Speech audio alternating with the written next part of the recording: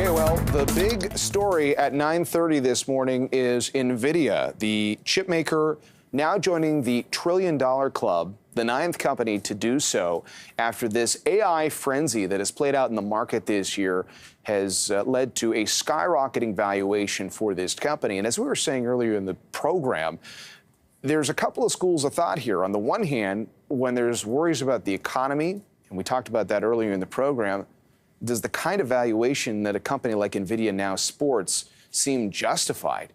And yet, the CEO, Jensen Huang, this week talking about massive disruption through AI. And if you're at one of the companies at the center of the power sources of that AI technology, is your valuation justified? But it's been a really interesting thing to watch. You know, the other question we have to ask folks is if there is so much excitement around this sector, should we be having a conversation around a recession? It's definitely an unusual time. Let's bring in Adam Johnson. He's the founder and author of the Bullseye Brief to talk a little bit more about all of this. And obviously, Adam, you are a believer in American ingenuity and generally the growth story. This company certainly fits into that boat. Yeah, it sure does, John. I mean, just for perspective here, Nvidia 2 years ago generated $11 billion in the whole year, all of 2020, right?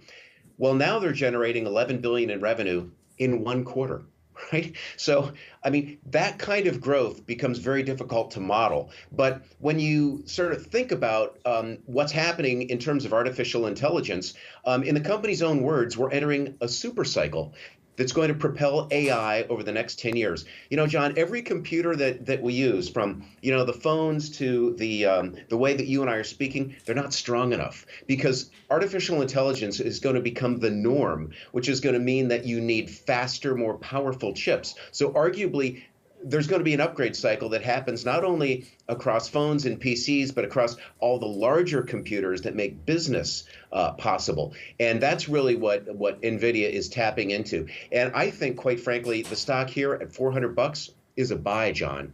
I wrote it up for my bullseyebrief.com subscribers back in 2022 at about $170, and my target then was $475. And now, given what we know, I think that's too low. And it's not hard to get to $12 or $13 of earnings by 2025. You put a 40 or 50 multiple on that, and you're talking about a stock that's probably somewhere or worth somewhere around $600. And what about those who are looking at the outperformance of a few tech stocks as a reason to be very worried about where the market goes from here, Adam? Yeah, I get that because you want to see a broad market, right? And right now it's kind of a narrow market. You know, all the big guys from Nvidia to Microsoft, to a lesser extent, Google. You know, these are the names. Facebook, which got down to $80, literally $82. People told me I was crazy when I was buying it, and now it's, you know, back up to $225 or something. Yeah. All these big cap names went down, and now they're coming back up. And you want to see that participation broaden out. So yeah, I get it that people are concerned the market rally is kind of narrow. Yeah, we need to see a broader rally. But I would also argue, John, that the reason the rally is so narrow at this point is people are playing it safe. They don't believe yet. There's still a lot of people are saying, oh gosh, you know, it's so bad out there. Well, no, actually, it's not that bad out there. We learned that from earnings, which were better than feared. Unemployment is still at a 50-year low. People are working, they have jobs. I know there are layoffs, but they're still working at a record rate. Inflation is coming down at the producer level. It's only, what, 2.5%. The Fed is done raising rates.